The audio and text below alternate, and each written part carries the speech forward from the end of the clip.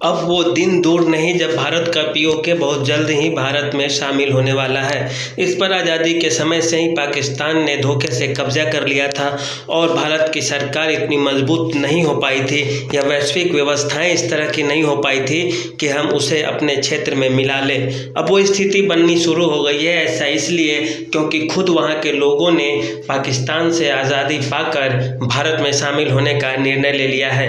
हमारे जब जम्मू कश्मीर विधानसभा एक साथ हुआ करती थी, उस समय भी जब 100 सीटें थी उसमें 76 तो थे भारत के पास, लेकिन 24 सीटों के लिए चुनाव नहीं कराए जा सकते थे और 24 के 24 सीट खाली हुआ करते थे। यह भारत का उस समय से इरादा था कि जिस समय हमारा पीओके हमारे पास आ जाएगा उस समय से फिर वहाँ से चुनाव होने लगेंगे और इन सीटों को उसी समय भरा जाएगा। स्थिति भी ऐसी ही बन रही है। दरअसल पाकिस्तान अभी अस्थिरता के दौर से गुजर रहा है। कभी वहाँ इमरान खान की सरकार आती है तो कभी शहबाज शरीफ की। इन दोनों की सरकार के पीछे वहाँ की मिलिट्री और आईएसआई और मिलिट्री इंटेलिजेंस का हाथ होता है और उससे वहाँ की जनता खुश नहीं है। विकास के पैमानों पर भी पाकिस्तान पिछड़ता जा रहा है और महंगाई वहाँ पे आसमान को छू रही है। गैस सिलेंडर के दाम हो या आटे की कीमत या डीजल पेट्रोल का भुगतान हो या राशन और किरासन की दुकानों में आपूर्ति, सभी मामले में पाकिस्तान पिछड़ता जा रहा है। दूसरा है कि उसका पाकिस्तान की सरकार जिसे तो दोस्त मानती है लेकिन पाकिस्तान की जनता उसे दुश्मन मानती है और वह देश है चीन। पाकिस्तान पैसों की लालच और कर्ज के लोभ के कारण चीन को अपनी ज़मीन देता है, अपनी शासन और सरकार की तरफ से उसे मदद पहुंचाता है और बदले में चीन पाकिस्तान में भारी मात्रा में निवेश करता जा रहा है। और वह दिन दूर नहीं जब चीन पाकिस्तान को बोलेगा कि तुम पूरा का पूरा देश और शासन व्यवस्था मेरी हाथों में दे दो। ऐसा इसलिए क्योंकि निवेश काफ़ी बढ़ रहे हैं। पाकिस्तान के ऊपर चीन की जो नीति है वह केवल पैसे और कर्ज का लोभ देकर भारत को घेरने की तो रही ही है, साथ ही साथ पाकिस्तान को आर्थिक गुलामी के कगार पर ले जाने की भी रही है।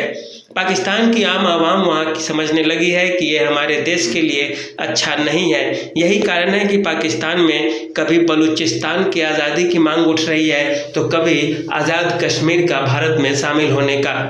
भारत इस खूबी से बहुत बखूबी से भारत इन स्थितियों पर नज़र बनाए हुए है और इसमें सबसे बड़ा योगदान भारत के जेम्स बॉन्ड अजित डोभाल जी का है। भारत की खुफिया एजेंसी रॉ काफ़ी मामलों में एक्टिव है और सक्रिय है और इस पर पैनी नज़र बनाई हुई है। तभी तो भारत सरकार के द्वारा पाकिस्तान और चीन सीमा से लगे हवाई अड्डों पे MiG-29 की हाल ही में तैनाती कर दी गई है। इससे पहले ही मिसाइल शील्ड प्रणाली S-400 काम कर रहा है और राफेल और सुखोई के दर्जनों विमान उस सीमाओं पे निगरानी बनाए हुए हैं। ऐसा इसलिए कि जैसे ही आज़ाद कश्मीर के लोग भारत की सीमाओं की ओर रुख करना शुरू करेंगे, भारतीय मिलिट्री और भारतीय इंटेलिजेंस लोगों को तो बचा लेगी, लेकिन वहाँ के डिफेंस फोर्सेस और वहाँ के जो कुछ एजेंट होंगे जो ISI वगैरह या मिलिट्री इंटेलिजेंस के लोग होंगे उन्हें इन्फिल्ट्रेट करेंगे और उन्हें वहीं पर रोक लेंगे और इस तरह से पूरा का पूरा भूभाग भारत में शामिल हो जाएगा। अगर दूसरे देशों जैसे पाकिस्तान या चीन के द्वारा किसी तरह की आपत्ति जताई जाएगी तो हमारी सुरक्षा व्यवस्थाएं, हमारे सैन्य फोर्सेस उनमें काफ़ी उसका प्रतिरोध करेगी और उन्हें रोकेंगी। इसलिए हमारे पास सैन्य वाहनों की और हेलीकॉप्टरों की और हवाई जहाज़ों की ज़रूरत होगी जो सरकार पहले से ही उपलब्ध करा रही है। इतना ही नहीं, अगर ऐसा होता है तो हमारे कुछ समय के लिए आयात और निर्यात पे भी फर्क पड़ेंगे और इसके द्वारा भी तैयारी की जा रही है। सबसे बड़ा सरदर्द है चीन और पाकिस्तान का आर्थिक गलियारा, जिसके माध्यम से चीन पाकिस्तान में अगर प्रवेश करेगा तो भारत के लिए मुश्किल होगा।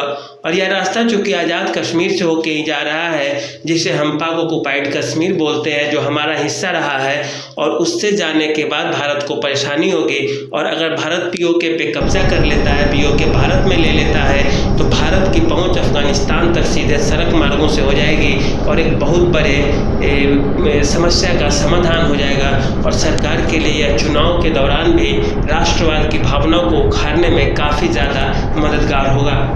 यही एक बहुत बड़ा मौका है जब सारी दुनिया पाकिस्तान को घृणा की दृष्टि से देख रही है। ऐसे में आतंकवाद का सहारा लेकर और गैर लोकतांत्रिक रवैये को ध्यान में रखते हुए भारत पाक अधिकृत कश्मीर को आसानी से ले सकता है। जिस तरह से भारत ने बांग्लादेश को, पूर्वी पाकिस्तान को तोड़कर एक नए राष्ट्र बांग्लादेश का निर्माण किया था, लेकिन इस बार अपने ही ज़मीन को वापस लेने में भारत इसी रूप में साकार होगा और सक्षम होगा।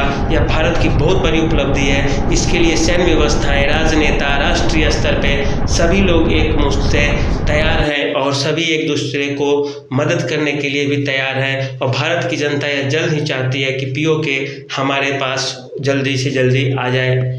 यही रही कुल विभाग की व्यवस्था कि आखिर किन स्थितियों से पाकिस्तान गुजर रहा है और किस तरह से हमें इन पे कब्जा करना है, किन्हें वापस लेना है। तो इस वीडियो में इतना ही, तब तक के लिए धन्यवाद।